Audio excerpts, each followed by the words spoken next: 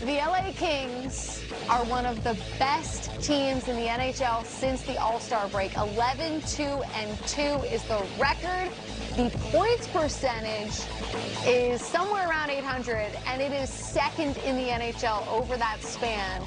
From a points percentage perspective, only Vegas has been better since All-Star weekend. The Kings are on fire. Are they a sleeper team going into the postseason for you guys? Because they are for me. If Colorado does not get healthy, I think this is theirs for the taking in the West. I love their team. I mean, they check a lot of boxes, answer a lot of questions I have for what a roster probably should look like and needs to look like. So just like anybody else, so staying healthy is a key, and we'll see. They're dangerous, though. Well, staying healthy is the key for me. Plus, they've always been a very, very good defensive, playoff-style, big, strong, physical team. But then they added scoring this year. And they, you know, when you added Kevin Fiala, when you get Kempe scoring 30-plus goals a year, those things, all of a sudden now they become physical, they become good defensively, and they can score. And Kopitar's have a resurgent in age, like he's playing like he was when he was 25. And he's still good on both sides of the puck. And I think back to when Montreal went to the finals. Yeah. Correct me if I'm wrong. They beat the Leafs in the playoffs, right? Yep. And Philip Deneau was awesome in that run. This is coming out party. Shutting down every superstar in the league. Yeah, you hated it too. He was shutting down. Obviously. He was shutting down. 3-1 lead. I guessed it. I know the Leaf connection here. I hated it in the first round, and then after that, I was like, oh, interesting. Let's see what happens here. But they have the Kopitar-Deneau effect that they have on that team. Nobody else has it. And that could be that wrench that's thrown into other teams' plans in the Western Conference. Because if you're Edmonton, you go in there. I like your chances with Connor and Leon, but even if you slow them down instead of 2 points a game for each guy, or 2.5 points a game, which we've seen from Connor or whatever in the playoffs at different stretches, how about if that's just take 1 point away from them each game? You could beat the Edmonton Oilers. And that's what they could do. We saw that series last year, right? I mean, the LA Kings end up losing to the Edmonton Oilers, but that Kings team is not as good as this Kings team. And they made the team even better at the deadline with Gavrikov and Korpisalo, who I think has won 3 straight games since he joined them and really shored up the goaltending for them. So what have you made of Gavrikov on the back end as well? They've got a good D-core that I think got stronger with Gavrikov, and he's a big body. I think that's playoff hockey, that you need to have big bodies that keep people away from your goaltender and eliminate second chance opportunities, and he does those things. So he's what they needed, and he's who they wanted. And let's not forget they got Drew Doughty now. Remember last year he didn't play. Great point. Yeah. And so, I mean, you got that. And the other thing that we don't talk about is they got great coaches. I mean, I had Trent Yawney, and when we won the Jennings and we had the best penalty killing in the league, he's in charge of the defensive aspect of the game. Todd McClellan makes you work. He's been a winner everywhere he's gone, and a former roommate of mine, so I got to talk to him. Oh, yeah? Oh, any stories there? With the Spiders? No. We roomed together. Actually, you're coaching the Spiders. Yeah. In Springfield, his first year playing. Wow. Yeah, he's probably got more stories about me than I have about him.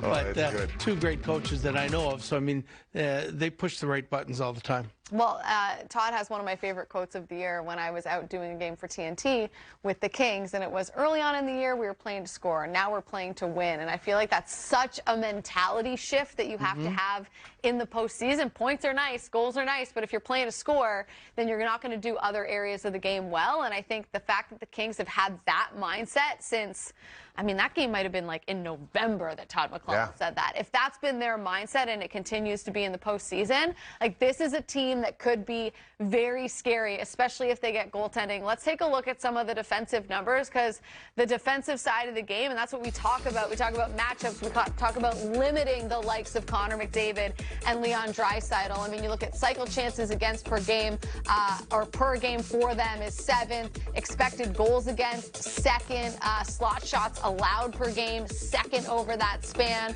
Rush chances allowed per game, being first in that category. I don't know. Seems like it lends itself to winning hockey games, if you ask me, if you can limit the chances off the rush for the opposition. I have a few more here as well. Inner slot shots against, they're second in the league over that span. Slot shots in general, so just generally from the slot against, they're second in the league in that span. And that's the defensive side of the game for the LA Kings, and obviously they are dominating in so many different aspects. But who's scoring the points for the Kings? You mentioned Kopitar earlier. Kopitar. Since All-Star Weekend, Kopitar is number one, 19 points. Who do you think has the most goals in that span for the Kings? Is it Velarde? It's not Velarde, no. Kempe. Yes. Ding, ding, ding. Mm-hmm. Adrian Kempe, 10 goals, 16 points in 15 games. I know Fiala's hurt right now, but 15 points in 13 games. Even Arvidsson, right? Like 11 points, 5 goals in 15 games over that span. So, like, they're getting the offense that they need to win. And they plan to, like they always do, to win hockey games in April. 2-1. 3-2, whatever. But when you can get the players to buy in about the non-scoring and just the winning, you've got a chance to be the best. Yeah, they've got the guys too they've specialty players, and you did a great piece on one of your Feisty Fridays on Mikey Anderson. I had Mikey Anderson on the podcast last year. He was awesome. Yeah. He was so good, and the thing with him too is he's a minutes eater. You need guys like that. Like, he's been paired with Drew since his day one and coming in the league with Drew Doughty. And last year without Drew Doughty, I think Mikey Anderson has grown up. Like, he had to still get those matchups without maybe his security blanket and Drew Doughty. So Mikey Anderson, his numbers aren't going to blow you away, but he'll eat minutes. He'll give you solid minutes as a coach. You know what you're going to get when he goes over the boards. They've got specialty defensemen, specialty players on that team. And I think, too, just ask Drew Doughty about Mikey Anderson. Like, Doughty is someone that he is not complimenting anyone if he doesn't believe it. He is as honest as you will get in the NHL. And he's waxed poetic about Mikey Anderson numerous times, not just this year, 3 years ago. He thinks he's awesome. And you know what? Drew Doughty's always led the league in ice time.